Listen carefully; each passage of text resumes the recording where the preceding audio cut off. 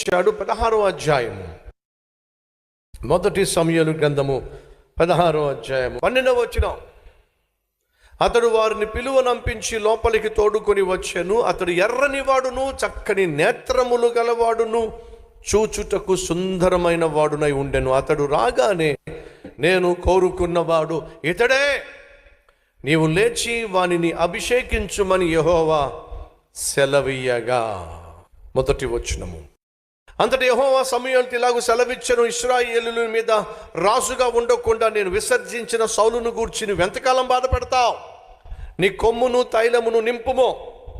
బెత్లెహేమీయుడైన యెష్షయి యొద్దకు నిన్ను పంపుచున్నాను. అతని కుమారులలో ఒక్కనిని నేను రాజుగా నియమించుదును. వెళ్ళు, యెష్షయి ఇంటికి వెళ్ళు, బెత్లెహేమునకు వెళ్ళు. యెష్షయి కుమారులలో ఒక్కడిని నేను రాజుగా అభిషేకిస్తున్నాను, వెళ్ళు అని సమూయేలుని పంపిస్తే సమూయేలు వచ్చేసాడు. యెష్షయి కుమారులలో ఎవరిని దేవుడు రాజుగా ఏర్పరచుకోలేదు, కానీ తన గొర్రెలను ప్రాణంగా ప్రేమించి ప్రాణాలకు తెగించి కాపాడుకుంటున్న నమ్మకమైన, యథార్థమైన, పరిశుద్ధమైన, ఆత్మీయుడైన దావీదును దేవుడు రాజుగా అభిషేకించాడు. ఎంత ఎంత ఎంత ధన్యమండి. తన కల్లో కూడా ఊహించలేదు, గొల్లవాడినైనా గొర్రెల కాపరినైనా నేను రాజునవుతానని దావీదు ఎప్పుడు ఊహించలేదు. ఊహించనటువంటి ఆశీర్వాదాలు పంచేటటువంటి దేవుడు, నేను ప్రకటిస్తున్న ప్రభు అయిన యేసు.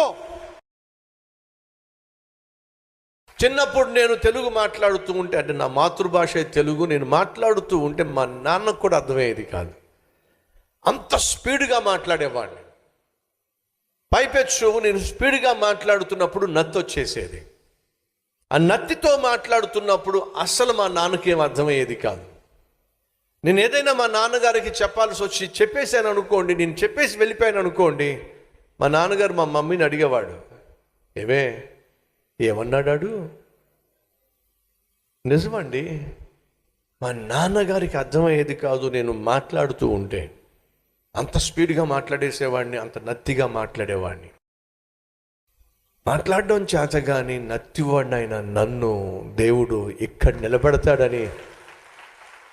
నిలబెడతాడని నా జీవితంలో నేను ఎప్పుడూ ఊహించలా. మా అమ్మ ఊహించలా, మా నాన్న ఊహించలా, మా కుటుంబంలో ఏ ఒక్కరు కూడా ఊహించలా. వినండి సహోదరి సహోదరులు, ఊహించనంత ఆశీర్వాదాన్ని, నువ్వు ఊహించలేనంత దీవెనను నీకు అందించగలిగిన మహా గొప్ప దేవుడు నేను ప్రకటిస్తున్న ప్రభు అయిన యేసుక్రీస్తు. నీ పట్ల నీకున్న తలంపుల కంటే, నీ పట్ల నీకున్న ఆలోచనల కంటే నా దేవునికి శ్రేష్టమైన ఆలోచనలు, ప్రణాళికలు ఉన్నాయి. మర్చిపోవద్దు. నీ కొడుకు పట్ల, నీ కూతురు పట్ల నీకున్నటువంటి ఆలోచనల కంటే నా దేవునికి శ్రేష్టమైన ఆలోచనలు ఉన్నాయి. మర్చిపోవద్దు. గొర్రెల కాపరిని నేను ఈ దేశానికి రాజునవ్వడం ఏమిటి?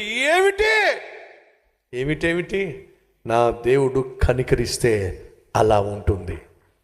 నా దేవుడు ఒక వ్యక్తి పట్ల జాలి పడితే అలా ఉంటుంది. నా దేవుడు ఒక వ్యక్తి పట్ల తన ప్రేమను చూపిస్తే గొర్రెల కాపరిని గొప్ప రాజుని చేస్తాడు. ఏ దేవుడైతే గొర్రెల కాపరైన దావీదును రాజుగా చేశాడో అదే దేవుడు ఈరోజు నీకు కూడా దేవుడు అని మర్చిపోవద్దు. ఈరోజు నువ్వు కలిగి ఉన్న దీనస్థితిలో నుండి, హీన స్థితిలో నుండి నిన్ను లేవనెత్తుటకు నా దేవునికి అసాధ్యము కానే కాదు. నీకున్న సమస్యను పరిష్కరించటం నా దేవునికి అసాధ్యం కాదు. నీకున్న కష్టాన్ని తీర్చటం నా దేవునికి అసాధ్యం కాదు. నీకున్న కన్నీటిని తుడవడం నా దేవునికి అసాధ్యం కాదు. నీకున్న కుటుంబాన్ని కట్టడం నా దేవునికి అసాధ్యం కాదు.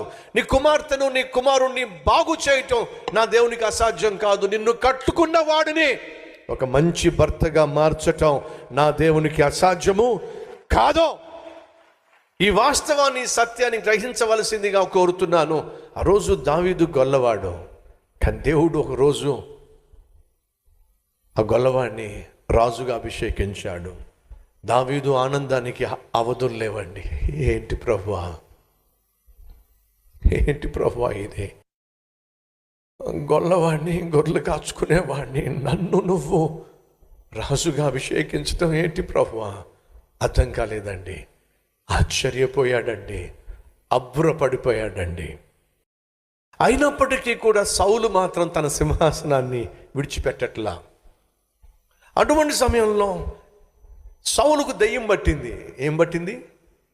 సౌలుకు దెయ్యం పట్టింది. పిచ్చి పిచ్చిగా ప్రవర్తిస్తున్నాడు.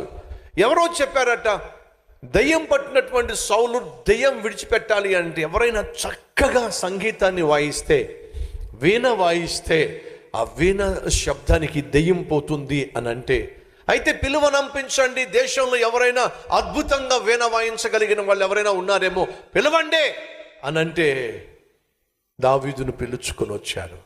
దావీదు ఒకవైపు గొర్రెల కాపరే కానీ ఖాళీగా ఉన్నప్పుడు టైం వేస్ట్ చేసుకోవాలా, చక్కగా వీణ నేర్చుకున్నాడు, హార్ప్ నేర్చుకున్నాడు.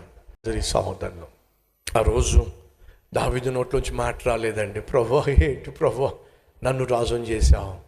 దావీదు ఒకవైపు గొర్రెల కాపరిగా గొర్రెలను కాచుకుంటూ టైం వేస్ట్ చేసుకోలేదు. కూర్చున్నప్పుడు చక్కగా హార్ప్ నేర్చుకున్నాడు, ఒక సంగీత ఇన్స్ట్రుమెంట్ని నేర్చుకున్నాడు. మీ పిల్లలకి సంగీతాన్ని నేర్పించండి, ఇన్స్ట్రుమెంట్స్ నేర్పించండి, ఏదో ఒకటి నేర్పించండి వాళ్ళకి.